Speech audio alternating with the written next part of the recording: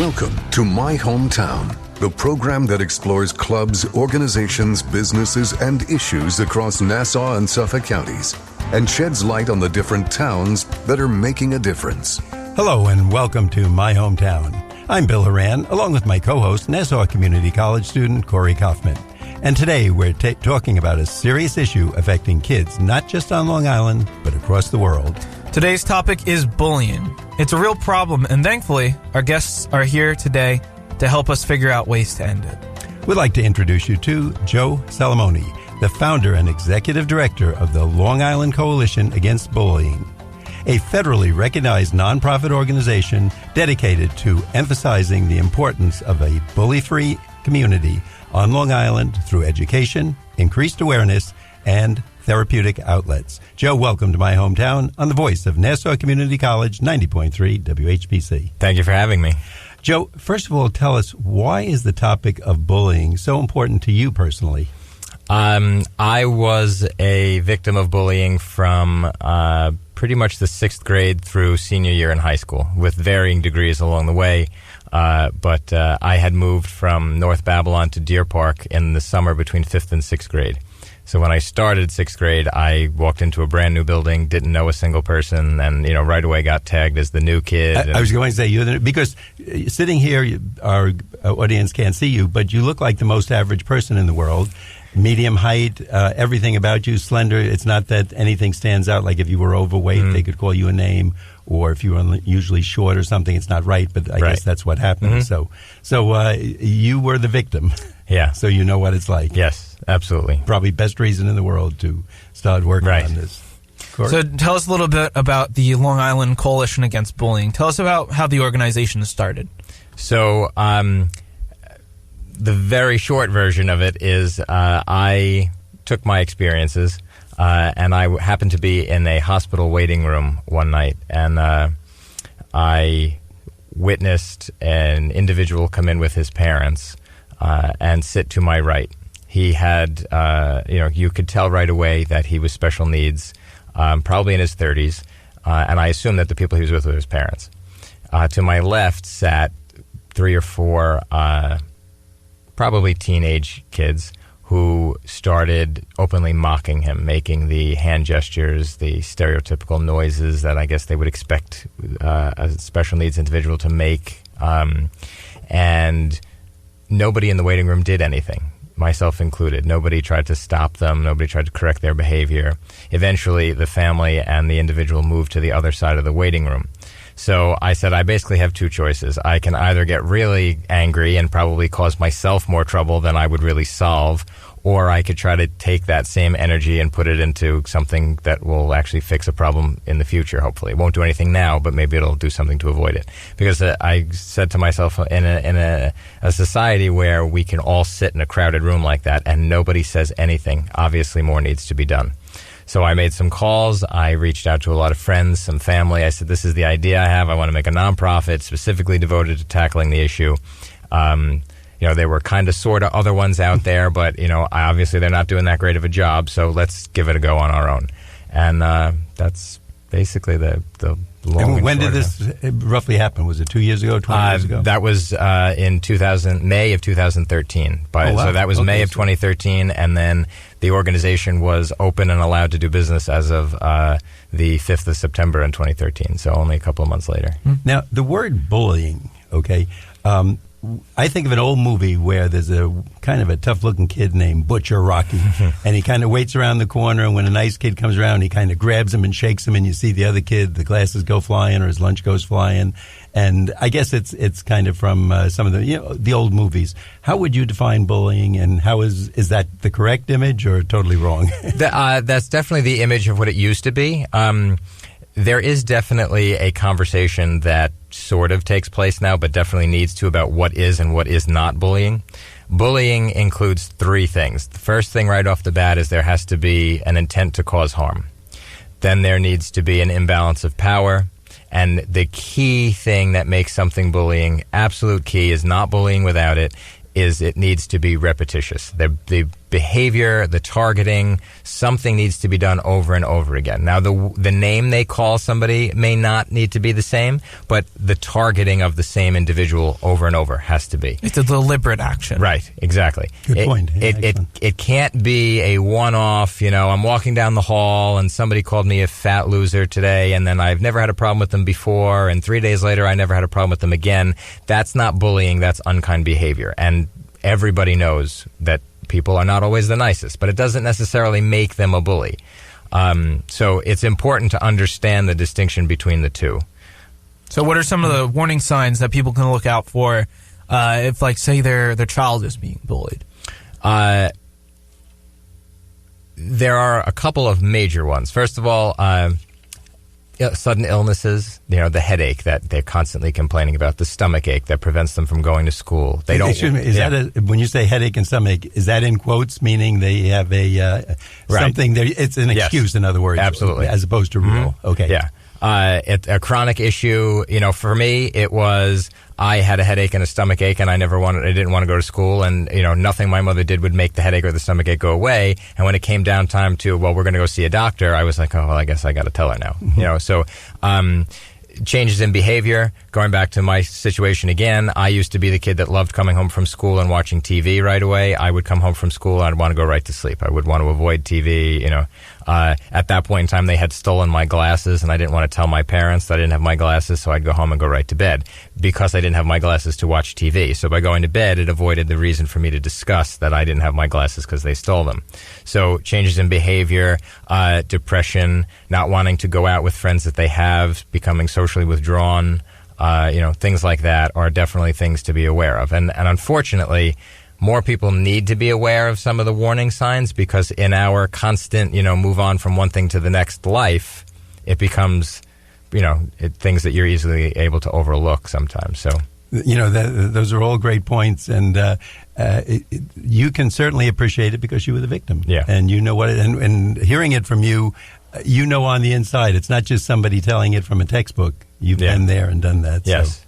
You are listening to My Hometown on the Voice of Nassau Community College, 90.3 at WHPC. My name is Corey Kaufman, along with Bill Horan, and today we're talking with Joe Salamone, the founder and executive director of the Long Island Coalition Against Bullying, a federally recognized nonprofit organization dedicated to emphasizing the importance of a bully-free community on Long Island. Now, Joe, what are the consequences of school bullying when, you've lived through it? What happens to the victim? Well, there's what happens and what should happen, not always the same thing. The first place I'd really start is, coming from when I went through it to today's kids. There is now a law that New York State has. It's called the Dignity for All Students Act, or really? DASA. I didn't know that. Okay. That's the state name. If you are in New York City, it's the Respect for All Students Act. It's got a couple of different names, but the law itself is still the same. It basically requires that a school investigate issues of bullying, discrimination, or harassment. Every school building has one individual in it who's called a Dignity Act coordinator, who's responsible for following up on the issues and investigating them. Every building inside of a school district. So if you have 5 buildings, there's a coordinator, at minimum one coordinator for every building. It's not one per district, it's one per building. That's an important distinction. The other thing to point out is schools used to be reluctant to get involved in bullying if it didn't happen on their property, on a bus, in their building, at an event. Now, because of social media, a problem can start outside of school and find its way into school. So now there's a lot of gray that allows schools to get involved. So I would definitely say that the kids who are experiencing it or know of it should definitely come forward.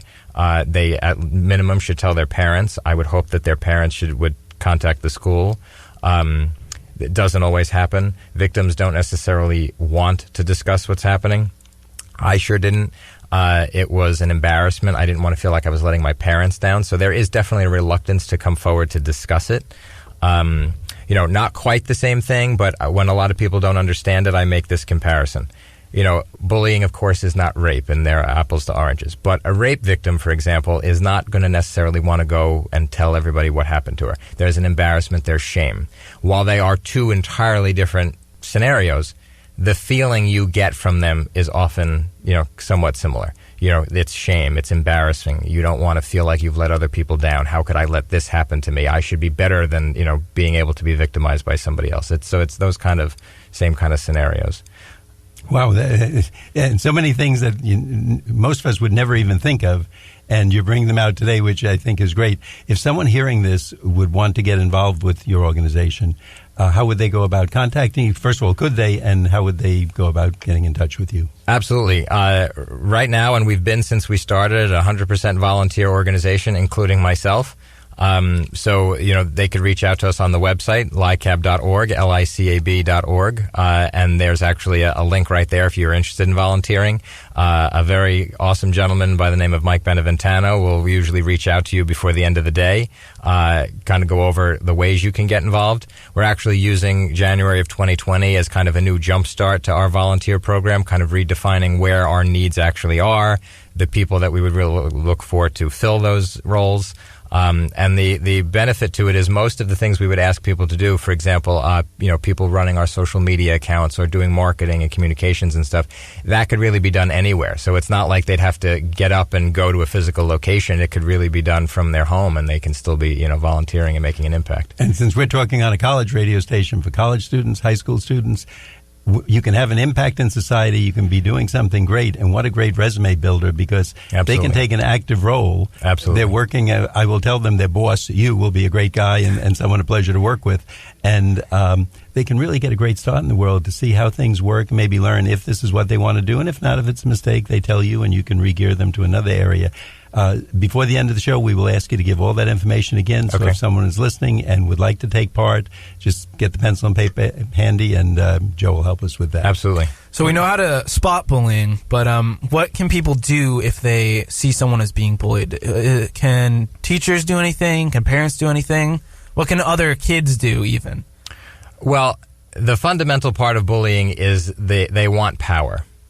The easiest thing to do, and I say easy, although it's really in practice not as easy as it sounds, but you want to take the power back from them. You don't want to allow them to take yours away. So that's the bully. That's the bully, okay. Yes. So because it goes back to why somebody would engage in bullying behavior. Something is wrong usually in their life where they feel powerless about it. They have low self-esteem. They have their own issues. So by bullying somebody else, it allows them to take some power back and feel better. Is it actually doing it? No, but it's telling them and making them feel as though they are, even though they're really not. So once you understand that, you go back to the idea of they don't want opposition. They want to go after the person they would perceive as the easiest target. So when a person just says, stop, I'm not going to allow you to do that, or gives them any opposition or a roadblock or a speed bump in what they're doing, that's going to deter the behavior a little bit because they don't want that. They're not looking for that. So actually the easiest thing to do is let somebody who is being bullied know that you're there for them, defend them, stand up for them. The one question I always get asked is, by doing that, don't I then make myself the target then to feel the repercussions from the bully? That's absolutely a concern. But I would like to think that if you were empowering kids to do the right thing, they would be a little bit more willing to, stand up for somebody else and maybe take that risk. And I would think if there's a school leader or the so-called basketball or football captain or the cheerleader who says something like that, people respect that. Right. They probably would not come back and say, "Oh, I'm sorry, I didn't know that was your friend." Or absolutely. The other thing is, if there is more of an anonymous way of doing it. If you don't want to be putting yourself on the front line, so to speak, and possibly opening yourself up, go to a guidance counselor, go to somebody at school, and say, "Listen, I know this is going on." Maybe they are not aware of it. Again, my principal was aware; he was part of the problem, but that's a different story. But I didn't necessarily need somebody to get in the way of the bully in me. They could have gone to their guidance counselor and said, listen, I saw this happening to Joe. I think it's happening a lot. Tip them off. Now, that way, you've done something proactive about it and told people who can actually do more about it. So, there's that opportunity, too. Joe, you've been very informative so far, and we want to learn more. But at this point in the show, we'd like to let our audience know that I'm Bill Horan. I'm here with Corey Kaufman.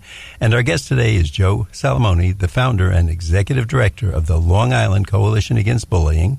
a federally recognized nonprofit organization dedicated to emphasizing the importance of a bully-free community on Long Island. You're listening to My Hometown on the voice of Nassau Community College, 90.3 WHPC. Have you ever borrowed money to finance gambling? Is your life a nightmare from the downhill spiral of compulsive gambling? Gamblers Anonymous helps people worldwide who have a gambling problem to return to normal, happy lives. There are no dues or fees for membership, only the desire to stop gambling. If you are one of the millions of Americans suffering from this problem, act now and get immediate help by calling the Gamblers Anonymous hotline at 855-2-CALL-GA. That's 855-222-5542. Remember, help is a phone call away. And now we return to My Hometown. Thanks for being with us here today on the voice of Nassau Community College, 90.3 WHPC. I'm Bill Horan. I'm here with Corey Kaufman, and today we're talking with Joe Salamone, the founder and executive director of the Long Island Coalition Against Bullying, a federally recognized nonprofit organization dedicated to emphasizing the importance of a bully-free community on Long Island. Joe, you've been instructing us and with a lot of good ideas about how to handle this situation with bullying. Does it matter about the age of the child? Now, of course, in school we have it from, grade 1 to middle school to high school, etc. Does any of that matter? I think it matters in a couple of different ways. The first one is a matter in the way of which you address it. For example, you're not going to address the topic to high school or even, middle school level kids the same way you might to an elementary school student. And I'll make the comparison of a couple of weeks ago. I was at an elementary school, and you talk about bucket filling versus bucket dipping. Same thing. Seizing power. So when you're a bucket filler, you're doing nice things for other people. When you're a bucket dipper, you're doing negative things towards other people. You're obviously not going to take that same type of an approach and go into talk to juniors and seniors in high school. There, we have taken the approach of they hear a lot about being upstanders versus bystanders. And it's one of those things that are becoming tuned out. So we're actually engaging people in a conversation and students in the conversation about being leaders. Leaders are supposed to be the people you can look up to and you can go to. So, again, same kind of conversation, but in two different ways. And again, when you're dealing with what is and is not bullying, it's also very different depending on the age level as well. At an age of, first and second grade, they may not necessarily, in fact, they're probably not aware that what they're doing is bullying. They're in first and second grade. They're being kids. At that point, kids are being kids is definitely more of an answer to it than when it's, a sixth grader doing it. Can somebody really be doing it on purpose? Of course. So it's not that I'm being dismissive of it, but, there are two different approaches through the subject depending on how you're looking at it through grade levels. Right.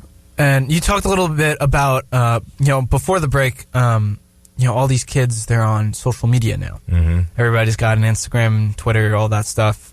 And how has cyberbullying kind of affected these campaigns? Like, how does your organization handle cyberbullying, and how could parents kind of promote safe use of the internet with their children? Well, cyberbullying has made the topic of bullying worse. Mm-hmm. No question. In fact, when you go and you ask any students to give you the 4 types of bullying, cyberbullying is usually always the first one that any class, regardless of the age, really will tell you. So it's definitely changed the game. When I was going through it, there was no such thing as cyberbullying. Cyberbullying is that much more dangerous because it doesn't allow it to ever stop. It used to be when it was traditional bullying, it was the only thing you had to deal with was in the hallways. You can get on the bus or get in your car, go home from school, shut the door, and it ended for the evening until you had to go back to school the next day. In this case, it never stops because you can keep tweeting, you can do Snapchat. There are so many apps out there that will allow anonymous things to be posted, So it's definitely made it that much worse. It's you can't shut it off. It doesn't stop. And it's harder to detect because it doesn't have the same physical signs because, people don't see it. They're reading it. So parents don't know what their kids are reading, which, to your point, safe use of the internet means the parents do need to take an active role in what their kids are actually doing on their phones. I don't have kids, so I always will feel like I walk a fine line between coming off as informing versus lecturing. But, I have nieces, I have nephews, I see, that they're always on their phones. Could we all be doing a better job of paying attention to what's going on? Absolutely, because you can't. If you are one of those parents who are watching what's happening on the phones, you're going to be less shocked when you find out something's happening, both if you're the parent of somebody experiencing the behavior or you're the parent of somebody who's engaging in the behavior. If you're paying attention and you're observing what they're doing, you're going to be involved in the process. How do you react when people say, "Oh, you could just block them"? It's definitely something we tell people to do. Block them, remove yourself from the app. That usually gets into some muddied water because a lot of people come back at us and say, well, why are you, if my son or daughter is the victim and they're the one experiencing the behavior, you're telling them to get off the app. Well, why should they have to suffer? Well, my rebuttal to that is usually, you don't having that app and having that kind of technology is not a necessity to life. Take a break from a little while. Break off of it. You should just block them, absolutely. The problem is a lot of these accounts you can, block and just make another one. Block and report. A lot of people don't realize that you can actually, through IP addresses now, we've seen it. We worked with a case with a family who kept track records of everything, screenshots, documented everything. And after a while, it really did rise to the level of complete harassment, and charges were brought, and they found out exactly who was doing it by IP address. All these things are so amazing, and it's great to have someone so knowledgeable that can tell us. Now, how is the Long Island Coalition Against Bullying funded? And do you accept donations? And this might be a time that a businessman says, yeah, I was bullied. This is a way I can get back at those kids. Talk about that and tell our audience. Yes, we are funded entirely right now on private donations through fundraising events, and just generosity of everyday people. We need a lot of money to run some of our programs, but we never tell people, that's not enough, we can't accept that. If you're generous enough to give us any amount of money, we will humbly accept it. Our key fundraisers that really power the budget every year are our golf outing and our gala. So those are really the two main ones. But, throughout the course of the year, people are generous. Restaurants donate proceeds, things like that. Next week, I'm actually accepting a check from a realtor who sold 100 houses this year and wanted to donate $10,000 to a charity that got enough votes. So, something simple as that. Well, that's really cool. I love that. Hats off to that realtor for doing that. Yes, absolutely. And by the way, that golf outing, of course, is a lot of fun. Yes. People can do it. And at the same time, they're helping your cause. Yes. So a local doctor, dentist, lawyer, accountant can tell people, I'm part of this. They can actually take an active part, help people, and at the same time have a lot of fun, meet other people, and a win-win. If someone is looking to get in touch with you, now tell us. Who has the website, phone number, whatever? Several different ways. Website is licab.org, licab.org. Our phone number is 516-777-7709. We tried to pick a very easy phone number to remember. Facebook is LI Coalition. Instagram, we're on it as well. The two of them are linked. So there's a lot of different ways. Twitter, at hashtag, that LI_CAB is Twitter. So there's a lot of different opportunities and ways to reach us. Well, you are listening to My Hometown on the Voice of Nassau Community College, 90.3 WHPC. My name is Corey Kaufman, along with Bill Horan, and today we're talking with Joe Salamone, the founder and executive director of the Long Island Coalition Against Bullying, a federally recognized nonprofit organization dedicated to emphasizing the importance of a bully-free community on Long Island. So I saw on your website there's something called a Smile Package. Yeah. What is that? You just cracked a big smile at yourself. It's one of my favorite things, actually. It really doesn't do anything to fix the problem long term. What it is just a care package that is specifically built and tailored to the recipient. And it's just filled with it's basically a wish list. You go on the website, you fill out the form, you tell us all about the person, their likes, their favorite things, hobbies, special interests, what's on a wish list if they were to have one right now.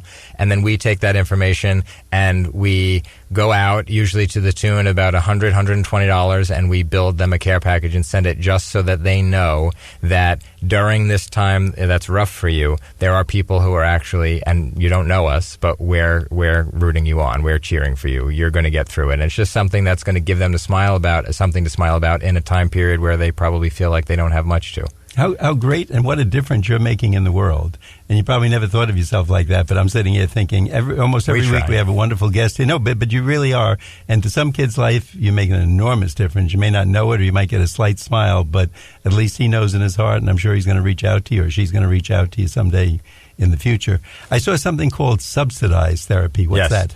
So that's one of our other key components. So the Smile package, again, does really nothing to address the actual issue. It's just a feel-good thing. The subsidized therapy and other personal development programs we have are our way of actually trying to get help to where it needs to be. So the therapy is we've created and are constantly working and tweaking this network of social workers and mental health professionals that will see our referrals on a prearranged rate that we will pay for. So a psychologist will tell you usually between 3 and 5 sessions is called crisis intervention. We didn't think 3 was enough, so we went with 5. So for 5 sessions, we will send you to a therapist that's within 15 minutes of wherever the individual lives, and we'll pay for it. We'll either pay 100% of the copay up to a certain point or 100% of a private pay rate that has been worked out with members of this network. That's what being part of the network means. You'll have to abide by that.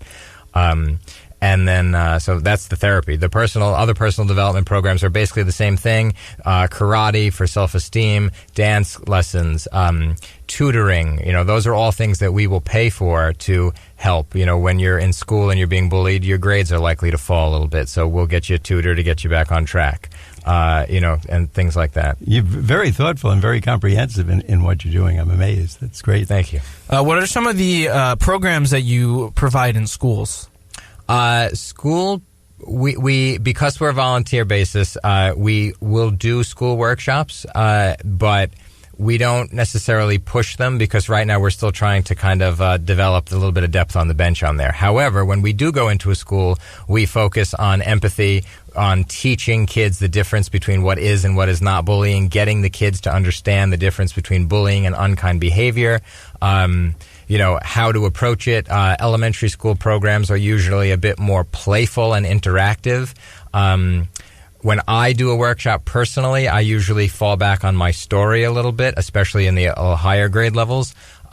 So it really is different, but, leadership is part of it and being a positive member of society rather than being detrimental, helping each other out instead of tearing each other down, those kind of things. Joe, once again, we're going to ask you for information about the organization. But before we do, I urge parents, number one, even if you don't have a child who's being bullied, someone will come up to you and say this in the next few weeks. Take the information down.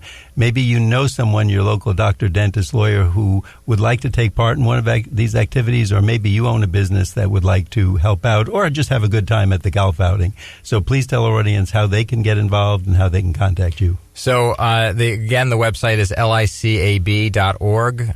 You could shoot us an email at info@licab.org. Call us, 516-777-7709. And even if you don't have a lot of time, we're going to be creating advisory boards that will help us have policy, making program discussions, etc. So you could get on one of those. They will probably end up meeting quarterly. So, there's a lot of involvement or there's some involvement. If you think you might be interested or might have some time, call us, go to the website, fill out the form, and somebody will be in touch with you. Joe Salamone, thank you so much for being with us today. We're reminding our audience that our guest has been Joe Salamone, the founder and executive director of the Long Island Coalition Against Bullying. Joe, thank you. Thank you very much for having me. I'm Bill Horan. I'm here with Corey Kaufman. We thank you for listening to this week's edition of My Hometown. We like to get your feedback on My Hometown. Send your comments to WHPC@ncc.edu. Nassau Community College, where success starts and continues. Till next time, this is Bill St. James.